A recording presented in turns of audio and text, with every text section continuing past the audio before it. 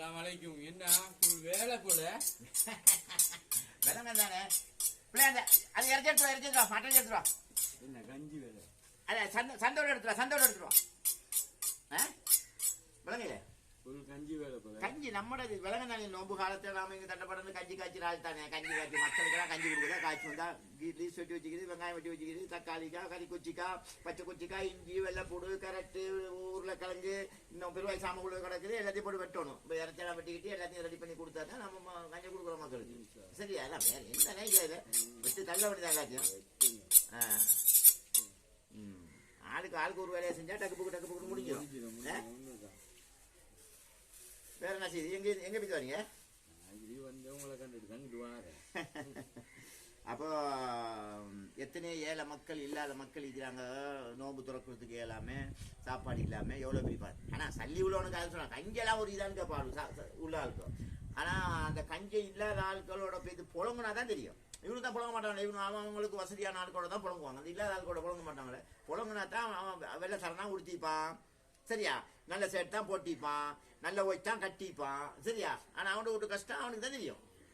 அப்போ அவன் நோம்பு தடுக்கிறது வழியில் அமைக்கிற நேரம் நாம் இப்படி செஞ்சு கொடுத்து இது பண்ணி கொடுக்குறது.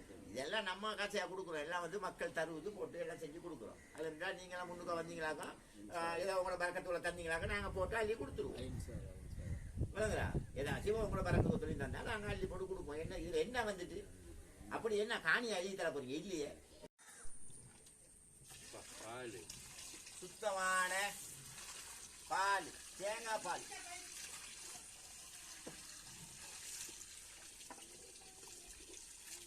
அடியை ஊற்ற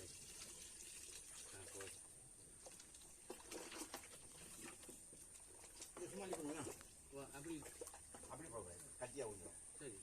இது வந்து இந்த வயிற்றுக்குள்ள குளுமை ஆகிக்கிறதுக்காக உழவு.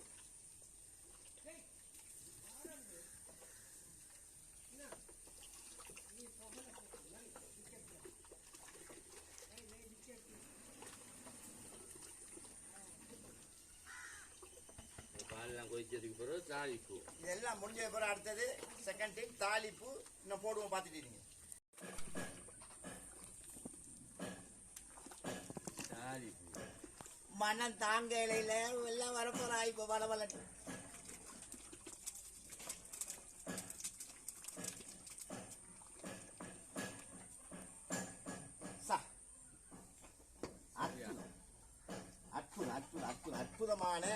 அற்புதமான சுவையான அறுசுவைன்னு சொல்லுவாங்க இல்லையா? இது அறுசுவை இல்லை, இது ஒரு 60-70 சுவை உள்ள கஞ்சி. இந்த கஞ்சை குடித்தாலே ஒரு மயக்கம் வரும். என்ன மயக்கண்டா? ருசி மயக்கம். சரியா? அது நோம்பு.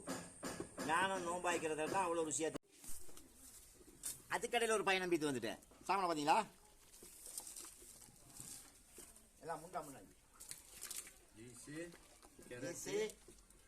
உருளைக்கிழங்கு, கேரட்டு, போஞ்சி எல்லாம் அந்த அலுவனை நலுவனை இருக்காது. எல்லாம் சுத்தமானது. காட்டுங்க, எல்லாம் சும்மா சுத்தமானது.